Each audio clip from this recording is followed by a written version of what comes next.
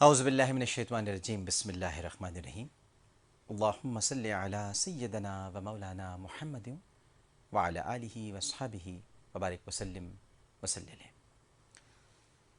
السلام علیکم ناظرین، پروگرام عالم اور عالم کے ساتھ عامر لیاقت حسین حاضر خدمت ہے. ناظرین محترم، شعبان المعظم کا یہ مہینہ ہے. اب میں اگر آپ کے سامنے شعبان کی فضیلتیں بیان کرنا شروع کروں تو مجھے خود بہت عجیب سا لگے گا. میں انکمفرٹیبل اپنے آپ کو محسوس کروں گا. اس کی وجہ یہ ہے کہ میں کن لوگوں کو بتانا چاہ رہا ہوں شعبان کی کیا فضیلت ہے. آپ کو یا میں خود جانتا ہوں. ہم لوگ کون ہیں؟ کیا ہمیں اپنے بارے میں اب یہ کھوج لگانا پڑے گا کہ ہم مسلمان ہیں کہ نہیں ہیں؟ مجھے لگتا ہے کہ ہمیں کھوج لگانا پڑے گا. کہیں نہ کہیں کوئی نہ کوئی کمی ہماری نسلوں میں پیدا ہو گئی ہے. کچھ ضرور ہے ناظرین محترم، ورنہ شعبان کے مہینے میں جو صرف پوری دنیا میں پاکستان میں اور شام میں ہو رہا ہے، اس کے علاوہ پوری دنیا میں کہیں نہیں ہو رہا. مسلم ممالک میں شام میں بھی وہی کچھ ہو رہا ہے جو اس وقت پاکستان میں ہو رہا ہے.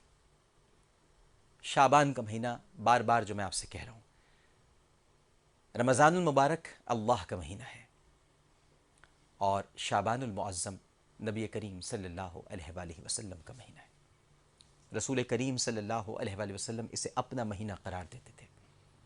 رجب، شعبان اور رمضان صحابہ کرام کے لیے انعامات تھے. انعامات انتظار کرتے تھے صحابہ کرام رضوان اللہ تعالیٰ علیہ مجمعین، کب رجب آئے گا، پھر رجب سے جڑیں گے شعبان میں، اب شعبان ہم کو ملا دے گا رمضان سے. ان 3 مہینوں کے لیے بے تاب و بے قرار رہتی تھی امت میرے سرکار کی. لیکن اب ہم شعبان میں کیا کر رہے ہیں؟ اس لیے میں نے کہا کہ ہمیں کھوج لگانا پڑے گا. ہم ہیں کون؟ ہم نے شعبان کا استقبال لاشوں سے کیا، بچیوں کی وین کو اڑا دیا، ہسپتال پر حملہ کیا. جس ہستی نے ہمیں یہ وطن دیا تھا، قائد اعظم محمد علی جناح، اور جن کے بارے میں بڑی قوی اور مشہور روایت ہے کہ باقاعدہ نبی کریم صلی اللہ علیہ وآلہ وسلم کا حکم آپ کو تھا، خواب میں آپ کو زیارت ہوئی تھی کہ آپ ہندوستان تشریف لے جائیں اور پھر وہاں سے مسلمانوں کی قیادت کریں اور ایک الگ ملک کی جد و جہد کریں. چلیے اگر یہ بات نہیں بھی مانی جاتی ہے، یہ تو بلیورز کے لیے بات ہے، چلیے یہ بات نہیں بھی مانی جاتی تو کوئی تو احسان کیا ہے نا اس ہستی نے آپ پر. یہ جو میں آپ سے گفتگو کر رہا ہوں یہ اسی کا احسان ہے، اور یہ جو آپ دیکھ رہے ہیں یہ بھی اسی کا احسان ہے. آپ نے اس کی آخری قیام گاہ کو، جہاں وہ شخص اپنی بہن کے ساتھ 2 ماہ گزارنے کے لیے اس کو اللہ تعالیٰ نے اپنے پاس بلانا تھا اور اس کو چلا جانا تھا، 2 ماہ اس نے اپنے آخری وہاں پر گزارے.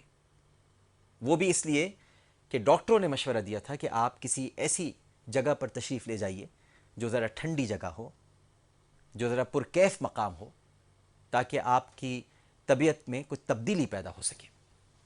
آپ زیارت تشریف لے گئے، وہاں پر بھی جو آپ کے ساتھ ہوا وہ ایک الگ کہانی ہے. لیکن وہ زیارت کسی کا کیا بگاڑ رہا تھا؟ وہ مقام جہاں پر قائد اعظم محمد علی جناح رحمہ اللہ انہوں نے اپنی زندگی کے آخری دن گزارے، آپ نے اس زیارت کو بھی تباہ کر دیا. اپنی حفاظت کے لیے ناظرین محترم، اپنی حفاظت کے لیے ہمارے وزیر اعظم صاحب، صدر مملکت، بلاول ہاؤس آپ جا کر باہر دیکھیں، پرندہ پر نہیں مار سکتا. ایسی بڑی بڑی دیواریں انہوں نے کھڑی کی ہوئی ہیں، سب ناجائز تعمیرات ہیں، تجاوزات ہیں ساری. لوگوں کے راستے چلنے انہوں نے دوبھر کر دیے، دشوار کر دیے، اور ایسی اونچی اونچی دیواریں وہاں پر قائم کی ہیں کہ جیسے پتہ نہیں ان دیواروں کے پیچھے ہو کیا رہا ہے. یہ بلاول ہاؤس ہے.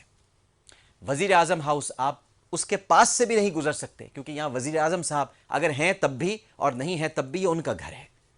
وزیر اعلیٰ ہاؤس کے باہر ہمارا جو کراچی میں قدیم علی شاہ صاحب جو ہیں، میں ان کو قدیم علی شاہ صاحب کہتا ہوں، بہت ہی پرانے آدمی ہیں، اللہ تعالیٰ ان کو اور سلامت رکھے.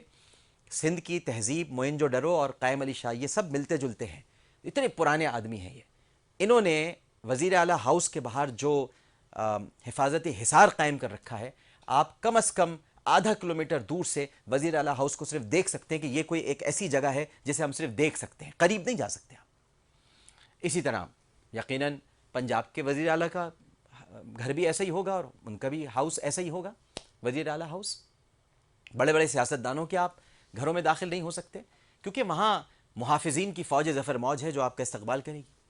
لیکن قائد اعظم محمد علی جناح، ان کی رہائش گاہ جو کہ اثاثہ بھی ہے، جو کہ ہیریٹیج بھی ہے، جو کہ ہماری تاریخ کا حصہ بھی ہے، ہمارے بچوں کے لیے ایک روشن باب بھی ہے، اس رہائش گاہ کی حفاظت کے لیے ایک چوکیدار تھا جو کہ غیر مسلح، اور ایک سپاہی تھا جس نے اپنی جان قائد اعظم کی زیر استعمال اشیاء کو بچانے میں صرف کر دی اور جان گنوا دی۔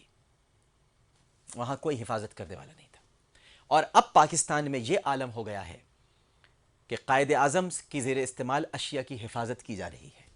جس نے یہ ملک بنایا، سوچئے یا تو ہنسیے اس پر یا روئیے، دو کام آپ کر سکتے ہیں، اس کے علاوہ آپ یہ نہ یہ افسوس کرنے کا مقام ہے اور نہ یہ اپنا دل پکڑ لینے کا مقام ہے، یا تو یہ ہنسنے کا مقام ہے یا یہ رونے کا مقام ہے کہ جس نے یہ وطن آپ کو دیا ہے اس ہستی کی اشیاء کی اب حفاظت کی جا رہی ہے۔ میں آپ سے بس ایک ریکویسٹ کروں گا اس پروگرام کے اس ابتدائی حصے میں، میرے پاس زیادہ وقت نہیں ہے آپ سے کچھ باتیں اور کرنے کے لیے کیونکہ علماء کرام سے گفتگو بھی کرنی ہے۔ میں صرف ایک بات آپ سے کہوں گا اور بہت توجہ سے سنیے گا، ان تمام والدین سے میں مخاطب ہوں جن کے بچوں نے ابھی تک مزار قائد اعظم نہیں دیکھا ہے، ان تمام اہلیان پاکستان سے میں مخاطب ہوں جو ابھی تک کراچی تشریف نہیں لائے ہیں۔ میری آپ سے گزارش ہے، کسی بھی طرح کوشش کر کے اپنے بچوں کو مزار قائد اعظم جلد دکھا دیجئے، سندھ مدرسۃ الاسلام ان کو دکھا دیجئے، جناب پونجا صاحب کا گھر دکھا دیجئے، کیونکہ کچھ عرصے بعد دہشت گردوں نے انہیں بھی نہیں چھوڑنا ہے۔ پھر آپ کہیں گے کہاں تھا مزار قائد اعظم، کیونکہ حکمرانوں پہ تو کوئی اثر ہونا نہیں ہے، وہ کوئی بھی ہوں، وہ یہ والے ہوں یا وہ والے ہوں یا آنے والے ہوں۔ یاد رکھیے، اردو کا ایک قاعدہ ہے، بد بدتر بدترین۔ آپ بد کے بعد یہ سوچیں کہ اچھا ہوگا، ہو نہیں سکتا، بدتر ہوگا۔ بدتر کے بعد آپ سوچیں اچھا ہوگا، ہو نہیں سکتا، بدترین ہوگا۔ لہٰذا بد آ چکا تھا، بدتر آئے ہیں، بدترین دور سے ہم گزر رہے ہیں۔ لہٰذا اگر آپ یہ سوچتے ہیں، یہ سمجھتے ہیں، میں نے الیکشن سے پہلے بھی جب ٹرانسمیشن ہو رہی تھی اور ہماری عالم اور عالم کی نشریات آپ دیکھ رہے تھے، ہمارا پروگرام تھا، میں نے آپ سے پہلے بھی کہا تھا کچھ بدلنے والا نہیں ہے جناب، آپ بلا وجہ ووٹ ڈالنے نکل رہے ہیں، اپنے آپ کو تھکا رہے ہیں، کچھ نہیں ہوگا، کچھ اور ہی بدل جائے گا، اور وہ بدلا تو کچھ نہیں ہونے والا ہے۔ لہٰذا بدترین دور کا سامنا کرنے کے لیے تیار رہیے، اپنے بچوں کو جلدی سے دکھا دیجئے مزار قائد اعظم، سندھ مدرسۃ الاسلام اور جتنے اکابرین سے تعلق رکھنے والی اشیاء ہیں، مقامات ہیں، دکھا دیں تاکہ بچے دیکھ لیں کہ ہم نے دیکھ لیا تھا، ورنہ کف افسوس ملتے رہ جائیں گے۔ جیسے زیارت میں نہیں دیکھ سکا تھا، اب میں اس کے کھنڈرات دیکھ رہا ہوں اور افسوس کر رہا ہوں کہ کاش میں زیارت دیکھ لیتا، کاش میں بھی گواہ ہوتا کہ یہاں قائد اعظم رہے تھے، میں بھی اندر جا کر دیکھ سکتا۔ یہاں پر کراچی میں بہت سارے ایسے مقامات ہیں جو قائد اعظم کی زیر استعمال رہے ہیں، قائد اعظم کا گھر بھی یہاں پر ہے، مجھے اس کے بارے میں بھی بہت خطرہ ہے، بہت ڈر ہے۔ یہ کچھ بھی کر سکتے ہیں کیونکہ یہ آزاد ہیں، ان کو کوئی پکڑنے والا نہیں ہے پاکستان میں۔ انہوں نے مردان میں کل خود کش حملہ کیا، 22-25 آدمی شہید ہو گئے۔ نماز جنازہ میں نماز جنازہ کا لحاظ نہیں ہے، ان کو نمازوں کا لحاظ نہیں ہے۔ یہ پتہ نہیں کون سی قوم سے تعلق رکھنے والے لوگ ہیں۔ میں نے پہلے بھی عرض کیا تھا، پھر کہتا ہوں، یہ خوارج ہیں، خارجائٹس ہیں۔ ان کو کسی سے کوئی سروکار نہیں ہے، یہ اپنے سوا کسی کو مسلمان سمجھتے ہی نہیں ہیں، اور جس کی وجہ سے یہ سارے افراتفری اور طوفان مچا ہوا ہے۔ بہرحال میرا کام ہے سچ بات کہنا، حق بات کہنا۔ میں جس منصب پر ہوں، جس ذمہ داری پر ہوں، کم از کم میں تو اپنا فرض صحیح طرح سے ادا کروں۔ لہٰذا میں صحیح بات کہتا ہوں آپ سے ہمیشہ۔ مجھے بھی پتہ ہے میں جو باتیں آپ سے کر رہا ہوں یہ خطرناک ہے، لیکن مجھے کہنی ہے، یہ کہنی پڑیں گی۔ آج آپ نہیں کہیں گے تو پھر ایک وقت آئے گا کہ جب کہنے کے لیے بھی آپ کے پاس کچھ نہیں ہوگا۔ ایک وقفہ لینے کے لیے جا رہے ہیں، وقفے کے بعد ہمارے ساتھ تشریف فرما ہوں گے مفتی محمد عابد مبارک صاحب اور ڈاکٹر محمد حسن رضوی صاحب، لیکن پہلے ایک وقفہ۔ السلام علیکم ورحمۃ اللہ۔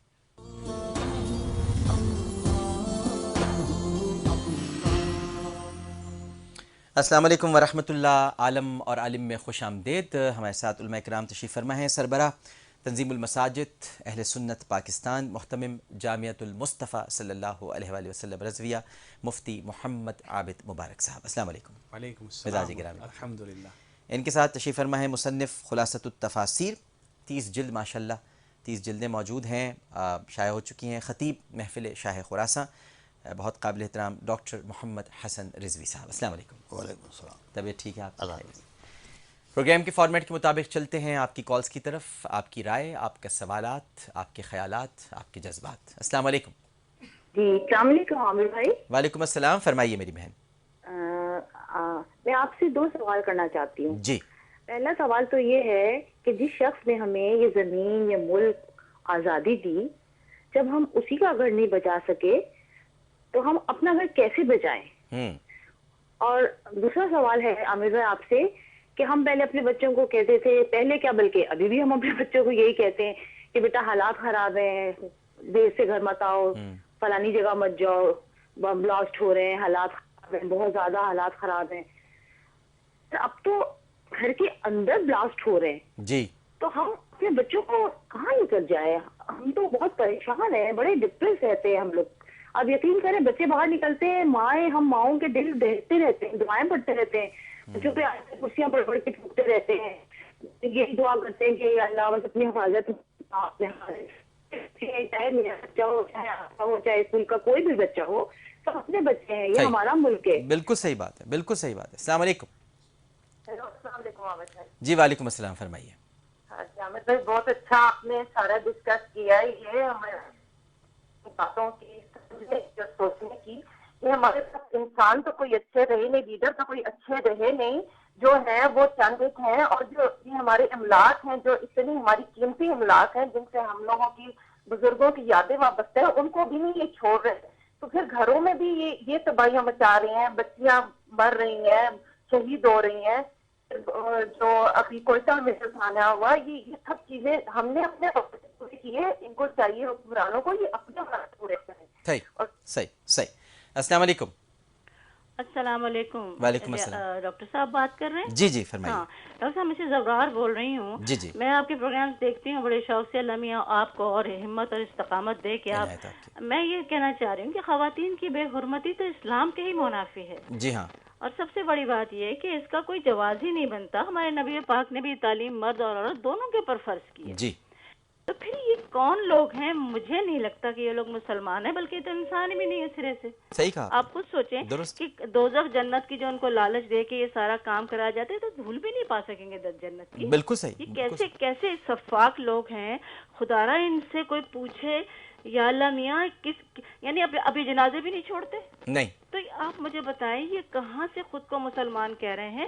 نہیں ڈاکٹر صاحب، یہ تاریخ میں ویسے بھی انہوں نے کبھی، تاریخ میں ویسے بھی میری بہن انہوں نے کبھی جنازے نہیں چھوڑے ہیں، اگر کوئی مر بھی گیا تو انہوں نے قبریں کھود کر ان کو باہر نکالا ہے، تاریخ میں یہاں تک مسلمان تو نہیں ہے نا۔ نہیں، بس یہی تو ایک تکلیف ہے کہ کہیں تو کیا مسلمان نہیں ہے۔ اب قائد اعظم کی ریزیڈنسی آپ نے ابھی کہا، کہتے ہیں ہم دوبارہ بنا دیں گے، یا اللہ کس قدر بغیرتی کی بات ہے یار، دوبارہ آپ بالکل بنا لیں گے، لیکن یہ وہ چیز تو نہیں ہوگی نا۔ صحیح، بالکل صحیح، بالکل صحیح۔ وہ خوشبو نہیں ہوگی وہاں، وہ احساس نہیں ہوگا، توڑ پھوڑ دیا۔ جی وہ خوشبو، قائد اعظم کی خوشبو وہاں سے چلی گئی، ان کا احساس چلا گیا، وہ ایک ماحول تھا جہاں جا کر یہ خیال آتا ہوگا، میں تو کبھی گیا نہیں لیکن خیال آتا ہوگا کہ یہ وہ جگہ ہے جہاں ہمارے پاکستان بنانے والے نے اپنی زندگی کے آخری دن گزارے، لیکن اب آپ لاکھ دوبارہ بنائیں اس کو، اب وہ بات تو نہیں آ سکے گی۔ بالکل درست فرمایا مفتی صاحب۔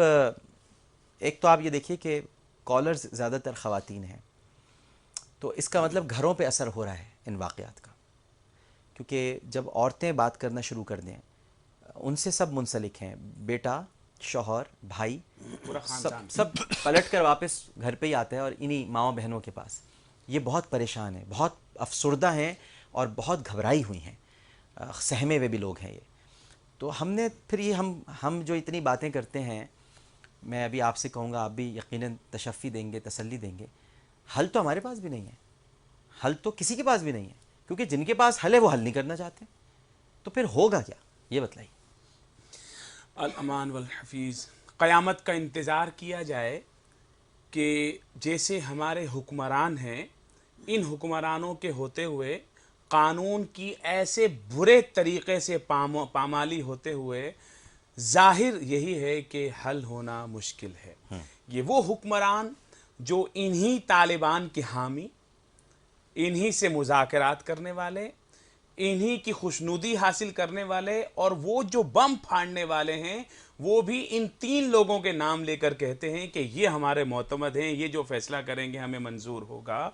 اتنی قربت ہونے کے باوجود پھر کیا وجہ ہے کہ آپ اس کو کنٹرول نہیں کر پا رہے ہیں؟ میں آپ کو بتاتا ہوں ڈاکٹر صاحب اس کی وجہ کیا ہے.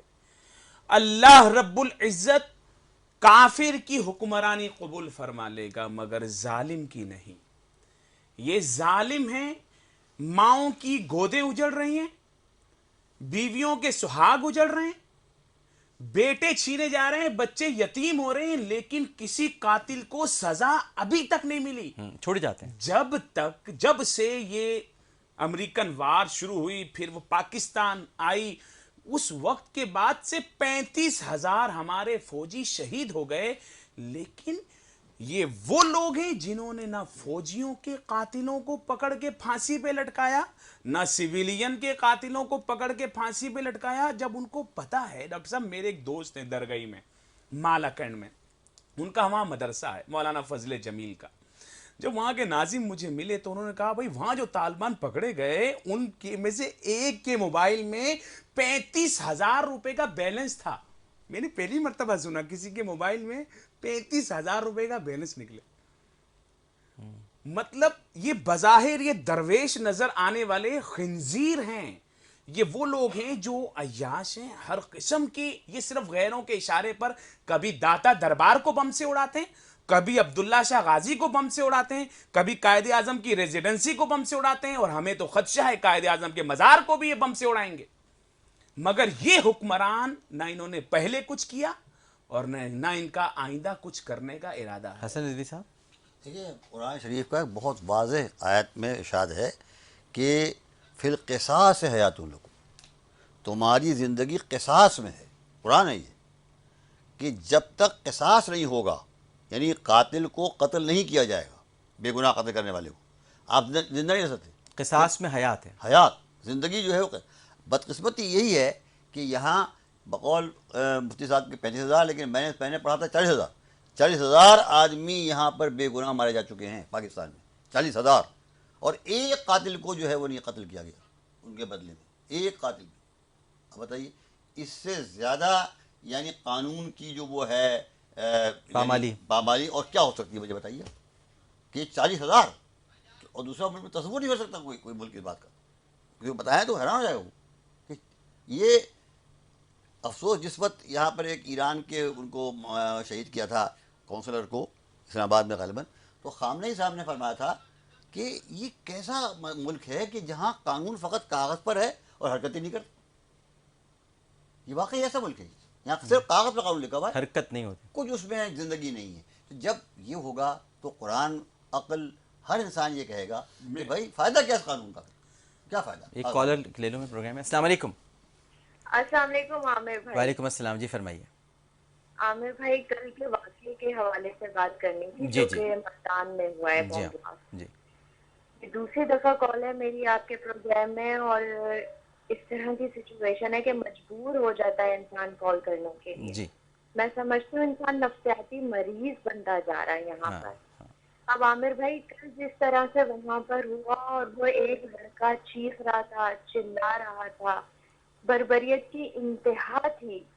تو آپ بتائیں کہ ایسے ماحول میں جب چاروں طرف ایسی سچویشن ہو، کہیں ٹارگٹ کلنگ، کہیں بام بلاسٹ، ہم لوگوں کو کیا کرنا چاہیے یا آخر کیا ہونا چاہیے فردر اسٹیپ؟ کیا ان لوگوں سے مذاکرات کرنے چاہیے یا اسلام کیا کہتا ہے اس بارے میں؟ کائنڈلی ڈیفائن می کلیئرلی. جی آپ فرمائیے. مذاکرات کرنے چاہیے، اسلام کیا کہتا ہے بتائیے. اسلام میری بہن یہ ارشاد فرماتا ہے قرآن مجید کہ فاعدلوا، عدل کرو. اور عدل کے لیے قرآن نے تمام سسٹم ہمیں دے دیا. العین بالعین، آنکھ کے بدلے آنکھ ہے. النفس بالنفس، جان کے بدلے جان ہے. الید بالید، ہاتھ کے بدلے ہاتھ ہے. بس یہی نظام عدل ہے. معافی والی صورت اور مذاکرات والی صورت ان حیوانوں سے اس کا اسلام نہیں کہتا. اور اسلام تو یہ کہتا ہے ہاں اگر کوئی فرد واحد کسی فرد واحد کو معاف کرنا چاہے, لیکن اگر مذاکرات سے کوئی حل نکل سکتا ہو تو کرنے چاہیے نا. مذاکرات سے اگر حل نکل سکتا ہے تو کرنے چاہیے, لیکن ان کی سزائیں معاف نہیں ہوں گی. جنہوں نے گھر اجاڑے, جنہوں نے بیوہ کی بہنیں, یعنی آپ یہ فرما رہے ہیں کہ تشدد پسندی سے مذاکرات نہیں ہوں گے, بلکہ اگر جو ہتھیار پھینکنا چاہتے ہیں ان سے گفتگو ہونی چاہیے. جو توبہ کر لیں تو اللہ بھی ان کی توبہ کو قبول فرمانے والا ہے. انسان بھی ان کے لیے فیصلہ کریں تاکہ آئندہ آنے والی نسلیں ان شریروں کے شر سے بچ سکیں. میں آپ کو بتاؤں, سیدنا فاروق اعظم رضی اللہ تعالیٰ عنہ کا دور ہے, طواف ہو رہا ہے, ایک بہت بڑے ملک کا بادشاہ مسلمان ہو گیا. وہ طواف کرتے ہوئے ایک غلام کا پاؤں اس کے پاؤں پر آ گیا اور اس نے رکھ کر تھپڑ مارا اس غلام کو. وہ روتا ہوا سیدنا فاروق اعظم کے دربار میں چلا گیا کہ یا امیر المومنین, فلاں جو شخص ہے اس نے مجھے تھپڑ مارا, بھلا لیا. صحابہ کرام نے مشورہ دیا آپ اس کو سزا مت دیجئے گا. کہا نہیں, اسلام نظام عدل ہے. اس غلام کو کہا تم بھی اس کو تھپڑ مارو. جی صحیح, اسلام نظام عدل ہے. اسلام نظام عدل. حسن رضوی صاحب کیا فرمائیے گا؟ اعدلوا هو اقرب للتقوی, عدل کرو کہ سب سے زیادہ قریب جو ہے وہ تقوی کے عدل ہے. بلکہ اس کے معنی یہ تو لفظی ترجمہ ہے, حقیقی اس کے معنی یہ ہے کہ عدل کرنا ہی تقوی ہے. اب اگر عدل اسلام مسلمان ملک ہے جو اسلام کے نام پر بنا ہے, یہ پاکستان, یہاں بھی اگر عدل نہ ہو, یعنی قصاص نہ ہو, ظالم کو اس کے ظلم کا بدلہ دیا جائے, قاتل کو, بے گناہ آدمی اگر اس کو بدلہ دیا جائے, تو پھر اس ملک کے بنانے کا فائدہ کیا ہوا؟ پھر تو ہم دار کفر میں رہتے. بلکہ آپ دیکھیے, میں تو خود اپنی آنکھوں سے دیکھا ہوں انڈیا میں, میں نے وہاں جا کے دیکھا کسی مسجد, کسی گردوارے, کسی مندر پر کوئی سپاہی نہیں تھا. بخدا میں اپنی آنکھ سے دیکھ کے آیا ہوں کہ کہیں جہاں چاہیں جائیں آپ. یہاں جمعہ اس وقت تک نہیں ہوتا جب تک پولیس موبائل نہ کھڑی ہو. تو اس دار کفر اچھا ہے. اگر یہی نظام اگر تھا رکھ رہا ہے ہم کو, باقی جو ہے چل رہا ہے, تو اس دار کفر لا درجہ بہتر ہے. امریکہ میں آپ جائیے, آپ کی لائف, آپ مسلمان ہیں, آپ نماز پڑھیں. میں نے وہاں پر اسٹیشن پر نماز پڑھی, بخدا پلیٹ فارم پر نماز پڑھی ہے میں, اور کوئی کسی کو اعتراض نہیں ہوتا, کسی نے کچھ نہیں کہا پتن. تو یہاں بتائیے کہ اگر فقط آپ کسی کو دیکھ لیں کہ بھائی ہمارے مسلک کے خلاف نماز پڑھ رہا ہے, تو میں نے ایک بار ٹرین میں نماز پڑھ رہا تھا, تو ایک صاحب آئے, وہ مجھ سے لڑنے کے لیے کھڑے ہوئے کہ یہ آپ کیسے بات پڑھ رہے ہیں. تو یعنی یہ حال ہے. صحیح. السلام علیکم. وعلیکم السلام. عامر بھائی, حشمت علی شاہ بخاری بات کر رہا ہوں کراچی سے. جناب. عامر بھائی, سوال میرا یہ ہے کہ جو یہ واقعات ہو رہے ہیں جس پہ ابھی علماء کرام نے ذکر کیا اور اشارہ فرمایا کہ جیسے بم دھماکے ہو رہے ہیں پاکستان کے مختلف حصوں میں, اسی طرح ہمارے شہر کراچی میں روزانہ 8 سے 10 سے 12 افراد مر رہے ہیں. یقیناً اگر ان کو کیلکولیٹ کریں تو مہینے میں 300 سے زیادہ آدمی مر رہا ہے. جی ہاں. تو اس پہ خصوصی طور پہ علماء کرام سے, ہمارے تمام پولیٹیکل پارٹیوں سے درخواست ہے اکٹھے ہو جائیں کہ ہم یہاں سے شروع کرتے ہیں. 4 آدمی کسی بھی پارٹی کے مرتے ہیں, کراچی شہر بند ہو جاتا ہے, اربوں کا نقصان ہوتا ہے اس ملک کا. اس کے بارے میں میری درخواست ہے آپ سے خصوصی طور پہ علماء کرام سے اکٹھے ہو جائیں, پولیٹیکل پارٹیاں اور ہماری حکومت, کہ ایک تو ہمارا نقصان جانی ہو رہا ہے, اس کے ساتھ نہیں کیا اکٹھے ہو جائیں, بتائیے نا, کریں کیا؟ اکٹھے ہو گئے, چلیں اکٹھے ہو گئے, کریں کیا پھر؟ عامر بھائی دیکھیں, کوئی بھی پولیٹیکل پارٹی ہوتی ہے, جی کوئی بھی پولیٹیکل پارٹی ہوتی ہے, چاہے کوئی سی بھی حکومت ہے, ہمیں سے نہیں, ہمیں تو امن چاہیے, ہمیں روزگار نہیں, یہ بس صحیح ہے, مگر اکٹھے ہو کر کیا کریں یہ بتائیں نا مجھے. میں یہ اتنی لمبی بات نہ کریں, مجھے بتائیں نا اکٹھے ہو کر ہم کیا کریں, کیا کریں؟ چلیں ہو گئے اکٹھے, سب ہو گئی پولیٹیکل پارٹیز اکٹھی, پھر کیا ہوگا؟ آخر ڈھونڈ ہے نا, آج ہم یہ ڈھونڈ رہے ہیں کہ ہمارے درمیان دھماکے کون کر رہے ہیں. نہیں حشمت بھائی, آپ نہیں سمجھ پا رہے بات کو. یہ بہت آئیڈیل سچویشن آپ بتا رہے ہیں, جیسے سب اکٹھے ہو جائیں تو سب صحیح ہو جائے گا. اکٹھے ہونے کے بعد کئی مرتبہ اکٹھے بھی ہوئے ہیں سب, پھر وہیں سے معاملہ شروع ہو جاتا ہے. تو یہ جی, یہ اصل حشمت صاحب, یہ اصل میں کچھ لوگ ہیں, کچھ قوتیں ہیں, کچھ گروہ ہیں, جتھے ہیں جو پاکستان کو ہی مستحکم نہیں دیکھنا چاہتے. بات صرف اتنی ہے. اس میں کراچی یا یہ جو ہم ڈیوائڈ کر دیتے ہیں نا, میں بہت خلاف ہوں اس بات کے ڈیوائڈ کے, کہ کراچی میں کیا ہو رہا ہے, تو دیر میں کیا ہو رہا ہے, تو مردان میں کیا ہو رہا ہے, پورے پاکستان میں کیا ہو رہا ہے. آپ تھوڑی دیر کے لیے سوچیں. اب ہم کراچی کو لے کے بیٹھ گئے, بھائی پورے پاکستان میں, آپ بلوچستان میں اس وقت جو حالات ہیں وہ آپ سوچ نہیں سکتے وہاں پر کیا ہے. یہاں خیبر پختونخوا میں جو پوزیشن ہے آپ اندازہ نہیں کر سکتے کہ کیا ہے. آپ کو پنجاب پرسکون نظر آ رہا ہے، ابھی ہے، لیکن پچھلی حکومت میں پنجاب بھی پرسکون نہیں تھا. تو جب شروع کرنا ہوتا ہے ان قوتوں کو تو یہ اچانک سب کے سب شروع ہوتے ہیں اور ساری جگہوں پر آگ لگ جاتی ہے. تو آپ پاکستان کے بارے میں سوچیں اجمل صاحب، پورا ملک نکل رہا ہے ہاتھوں سے. میں تو عامر بھائی پورے پاکستان کی بات کر رہا ہوں. میں نے ایک ایگزامپل دی تھی کہ کراچی میں روزانہ 8 سے 10 افراد مرتے ہیں. میں نے ایک ایگزامپل دی تھی. اس کے بارے میں سوچے پشاور ہو، دیر ہو، کوئٹہ ہو، اس کا تو بہت زیادہ دکھ ہے کہ بلاسٹ میں ہو رہا ہے. یہاں تو ٹارگیٹڈ ہو رہا ہے. وہ تو چلو طالبان ہے یا غیر ملکی ایجنٹ ہے، کچھ بھی ہیں، وہ اپنی جگہ. یہاں کون لوگ ہیں؟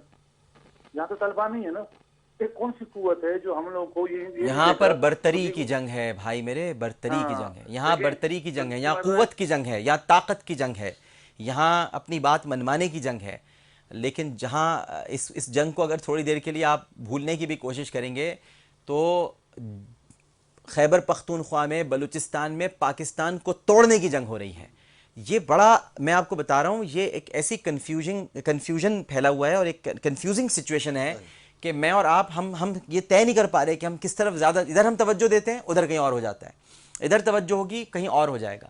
تو یہ تو آپ دیکھیے، اس میں حشمت صاحب اگر ٹیلی فون لائن پر ہیں، اس میں جو ہمارے لوگ ہیں، جو عوام ہیں، ان کا بھی بہت بڑا کردار ہے. پولیٹیکل پارٹیز کا نہیں بلکہ عوام کا بہت بڑا کردار ہے. عوام کو ہی سوچنا چاہیے کہ انہیں کن کو اپنے مسائل کے حل کے لیے منتخب کر کے بھیجنا چاہیے، کن کو نہیں بھیجنا چاہیے. بہت سے فیصلے تو عوام نے خود کرنے ہیں. سب کچھ حکومت نے نہیں کرنا ہوتا، سب کچھ پولیٹیکل پارٹیز نے نہیں کرنا ہوتا، کچھ ہمیں اور آپ نے بھی مل کر کرنا ہوگا.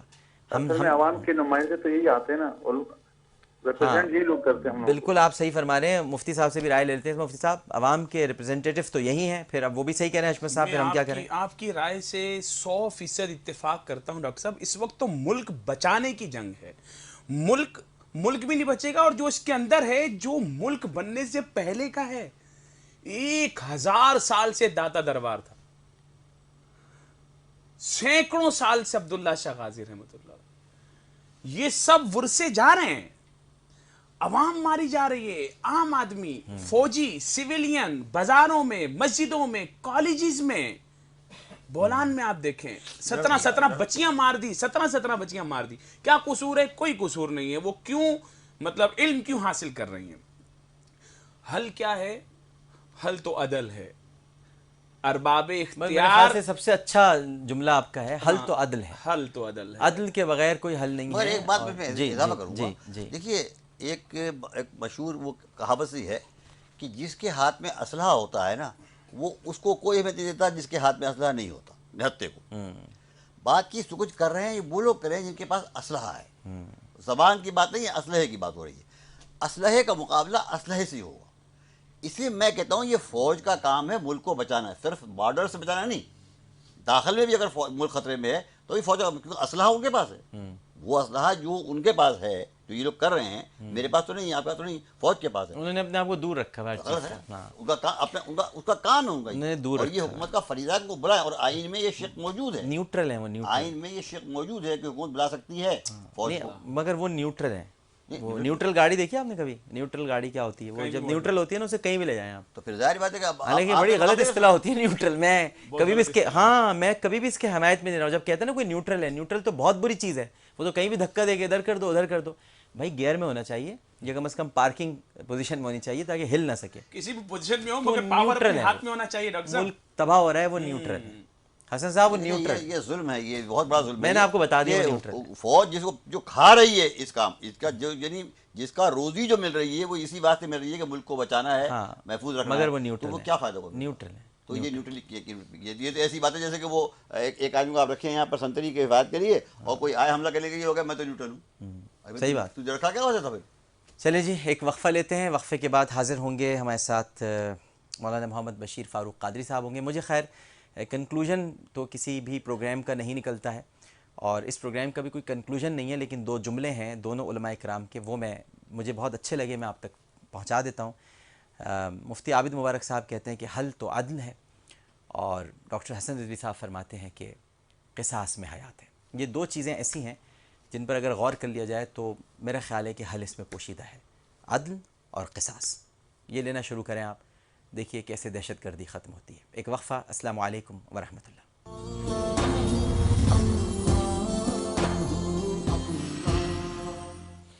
अस्सलाम वालेकुम वरहमतुल्लाह। आलम और आलिम में आपको खुश आमदीद कहता हूँ।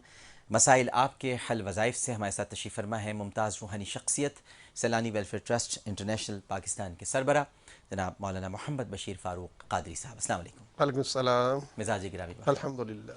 सबसे पहले तो मैं शाबानुल मुअज़्ज़म का आपको वजीफ़ा बतला दूँ, जो कि प्रोग्राम की इब्तिदा में मैंने आपसे अर्ज़ भी किया था। पता नहीं हम मुसलमान हैं भी कि नहीं, खोज रहे हैं अपने आप को कि शाबान में हम क्या कर रहे हैं। बहरहाल आप वजीफ़ा सुन लीजिए, क्योंकि मौलाना साहब का हुक्म है कि मैं आपको बतला दिया करूँ। वजीफ़ा तो सुनिए और वजीफ़ा पढ़िए, लेकिन अपनी ज़िंदगियों को बदलने की भी कोशिश कीजिए। माशा अल्लाहु ला कुव्वता इल्ला बिल्लाह, माशा अल्लाहु ला कुव्वता इल्ला बिल्लाह। नबी करीम सल्लल्लाहु अलैहि वसल्लम का इरशाद पाक है कि जो शख्स रोज़ाना ये कलमा पढ़ लिया करे, वो सिवाय मौत के अपने अहल व अयाल में और माल दौलत में आफत नहीं देखेगा। लिहाजा आपने शाबानुल मुअज़्ज़म में हर नमाज के बाद 21 मरतबा इसको पढ़ना है, माशा अल्लाहु ला कुव्वता इल्ला बिल्लाह। पूरे माह में 3 रोज़े आपने रखने हैं। शाबान का महीना है, जितने रोज़े रख सकते हैं आप रख लें, क्योंकि सरकार दो आलम सल्लल्लाहु अलैहि वसल्लम रोज़ों की कसरत इस महीने में किया करते थे। बहुत ज़्यादा रोज़े आप रखा करते थे। रोज़ाना आधा घंटा आपने दुरूद पाक पढ़ना है और रोज़ाना 2 रकात नमाज नफ़िल अदा करनी, हर फ़र्ज़ ये रात को फ़र्ज़ नमाज के बाद। और नमाज नफ़िल शुक्राना, ये असल में शाबानुल मुअज़्ज़म में एक नुज़हतुल मजालिस में एक रिवायत है, उसके मुताबिक शाबानुल मुअज़्ज़म में 2 रकात नफ़िल पढ़ना 400 बरस की इबादत से अफज़ल है। लिहाजा 2 रकात नफ़िल अदा कीजिए। ये शाबानुल मुअज़्ज़म का वजीफ़ा है, इसको गिरह से बांध लीजिए। मौलाना मोहम्मद बशीर फ़ारूक क़ादरी साहब ने हम पर ये इनायत फरमाइए कि ये बतला देते हैं हर महीने में कोई ना कोई वजीफ़ा। आपकी इजाज़त हो हज़रत? तो कॉल से। अस्सलाम वालेकुम। जी फरमाइए। जी, मैंने पूछा था वजीफ़ा कि मेरी बहू जो है वो नाराज़ रहती है हमेशा मेरे बेटे से, बाकी घर वालों से नहीं। सही। तो 2 दफ़ा पहले भी मैं उसको वापस लाई हूँ, अब फिर वो अपनी माँ के घर में। शादी को कितना अरसा हुआ? 3 साल हो गए। 3 साल में ये कैफियत कितनी बार रहती है? हर वक्त रहती है? हर वक्त रहती है, वो कभी पहले दिन से ही नाराज़ रहती है। सही, लेकिन सिर्फ शौहर से, बाकी घर वालों से नहीं? बाकी से नहीं। जी। या कुद्दूस हो या कुद्दूस हो या कुद्दूस 319 मरतबा पढ़कर अल्लाह की बारगाह में फजर की नमाज के बाद आप दुआ मांग लिया करें, अल्लाह ताला उनका दिल नरम कर देगा इंशाल्लाह। 319 मरतबा। जी। अस्सलाम वालेकुम।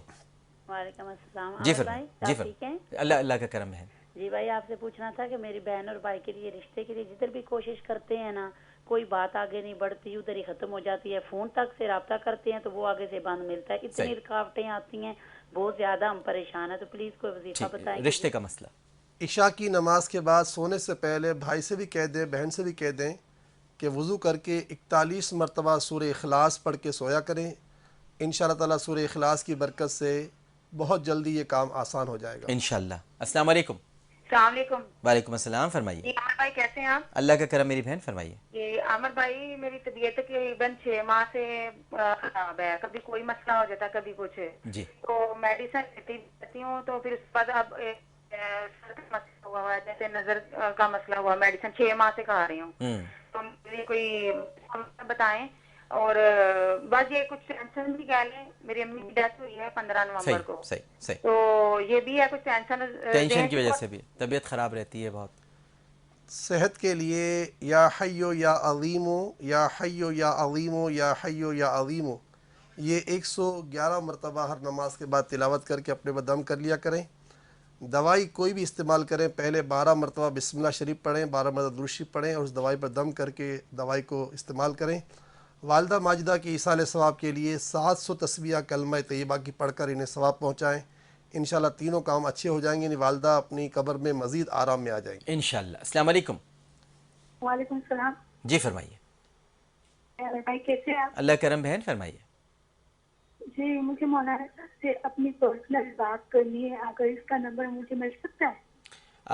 असल में मौलाना साहब के बारे में आपको बता दूं कि वो ख़वातीन से गुफ्तगू नहीं फरमाते हैं, और पर्सनल बात अगर आपको करनी है तो वहाँ मौलमात होती हैं सैलानी वेलफेयर ट्रस्ट में, जो ख़वातीन हैं वही ख़वातीन के मसले सुनती हैं और उनको बता देती हैं। यानी दूसरे तरीके से ये लिख कर बता दिया जाता है या किसी और तरीके से। तो फिर उसके बाद मौलाना बशीर फ़ारूक क़ादरी साहब या तो कोई दुआ बतला देते हैं या वजीफ़ा।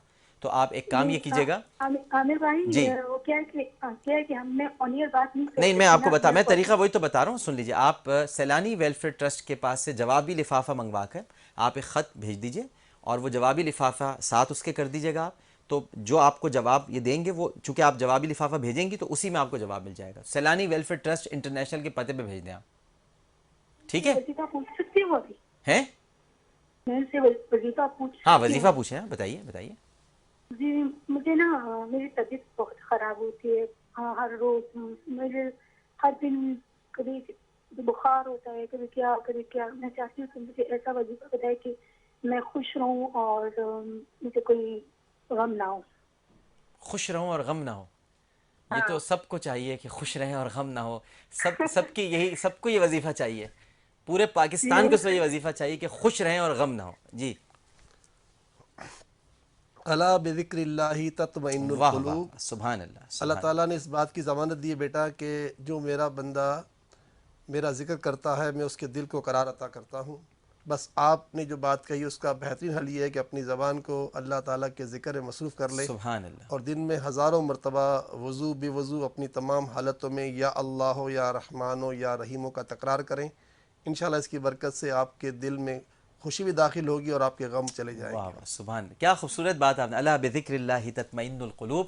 اور وظیفہ تو آپ کو بتایا، اس کے ساتھ ساتھ آپ یہ بھی اگر آپ کی اجازت ہو تو سبحان اللہ و بحمدہ سبحان اللہ العظیم یہ بھی پڑھا کریں. بہت یہ انبیاء کو بڑا محبوب تھا. یہ سبحان اللہ و بحمدہ سبحان اللہ العظیم. السلام علیکم.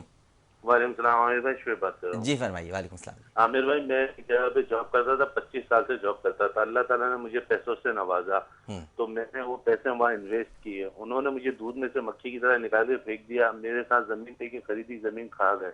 نہ مجھے پیسے دیے نہ پوچھ دیا. آج میں اتنا پریشان ہوں، میرے گھر کا چولہا نہیں جل رہا اور میں کسی پیسے کے لیے جاتا ہوں تو میرے ساتھ اس طریقے سے بات کرتے جیسے میں زکوٰۃ مانگنے کے لیے جا رہا ہوں اور وہ ہر طرح کی عیاشیاں کر رہے ہیں، سب کچھ کر رہے ہیں. میں اتنا بیمار ہوں لیکن اس کو خدا کا خوف نہیں ہے. میں اتنا پریشان ہوں. خدا کے واسطے میرے لیے کوئی ایسا وظیفہ بتائے کہ اللہ تعالیٰ میرے گھر کا چولہا جلا دے. میں اتنا پریشان ہوں کہ میں کسی کو بتا نہیں سکتا. نہ میرے آنسو بھی سوکھ گئے رو رو کے.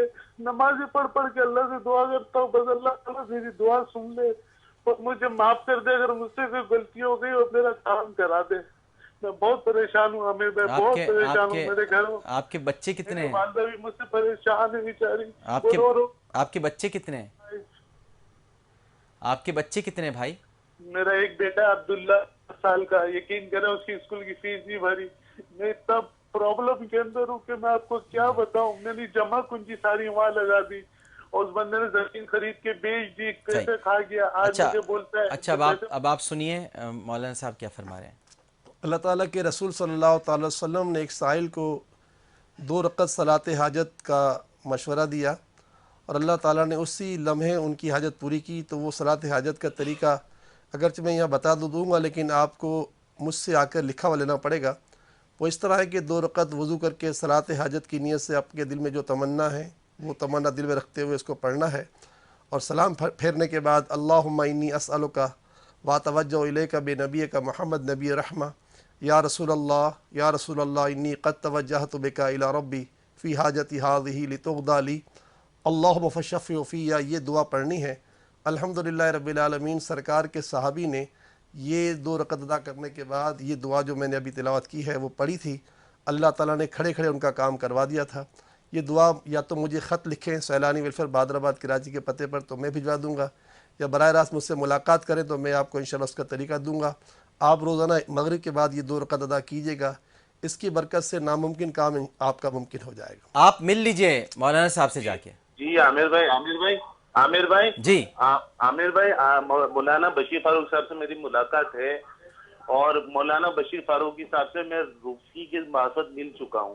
روفی کے گھر فنکشن ہوا تھا شادی کا تو میری ملاقات وہاں ان سے ہوئی تھی تو میں بات کر نہیں پایا تھا. میں رہتا یہیں بہادرآباد. تو اب آپ چلے جائیں نا، وہ تو چلے مل چکے تھے. اب ان کے پاس جائیے نا. آپ میں جاتا ہوں عامر بھائی، بہت پریشان ہوں. میرے بھائی ان کے پاس جائیے. جو دعا بتا رہے ہیں یہ لکھ کر دیں گے کیونکہ آپ کو یاد نہیں رہی ہوگی. یہ لکھ کے دیں گے آپ کو، اس کو پڑھنا ہے آپ نے.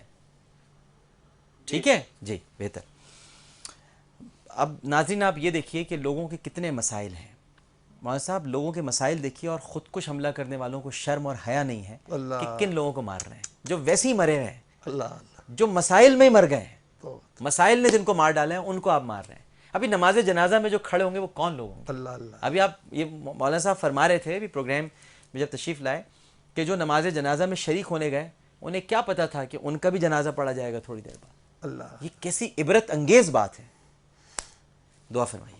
بسم اللہ الرحمن الرحیم، الحمدللہ رب العالمین والصلاة والسلام علی سید الانبیاء والمرسلین، الہ العالمین یا ارحم الراحمین یا ارحم الراحمین یا ارحم الراحمین، ہم پر رحم فرما دے، کرم فرما دے، فضل فرما دے، رحم فرما دے، صدقہ تیرے پیارے نبی کا، تیرے تمام انبیاء کا، صدیقین کا، شہداء کا، صالحین کا، اہل بیت کا، ہم اہل پاکستان پر اور پورے عالم کے مسلمانوں پر رحم کر دے۔ یا اللہ سب کو سچا مسلمان بنا دے، امانت دار، دیانت دار، صادق اور امین بنا دے۔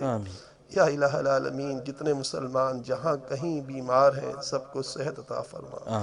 حالیہ واقعات میں جتنے تیرے محبوب کے غلام شہید ہو گئے ان کو درجات کی بلندی عطا فرما، اور ان کے لواحقین کو صبر جمیل عطا فرما، اور صبر جمیل پر اجر عظیم عطا فرما، اور ان واقعات سے ہمارے وطن عزیز کو اب نجات عطا فرما، اب نجات عطا فرما، اب نجات عطا فرما۔ آمین آمین آمین یا رب العالمین، وصلی اللہ تعالی علی خیر خلقہ محمد وعلی آلہ واصحابہ اجمعین برحمتک یا ارحم الراحمین۔ آمین یا رب العالمین۔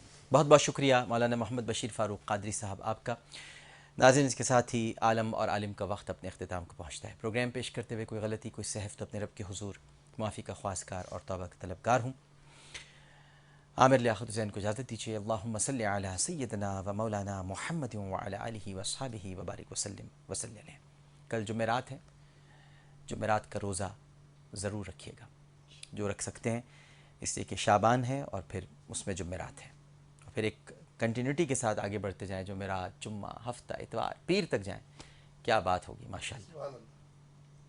اس اپنے بن کے ساتھ کہ اپنا بہت خیال رکھیے گا۔ اللہ حافظ۔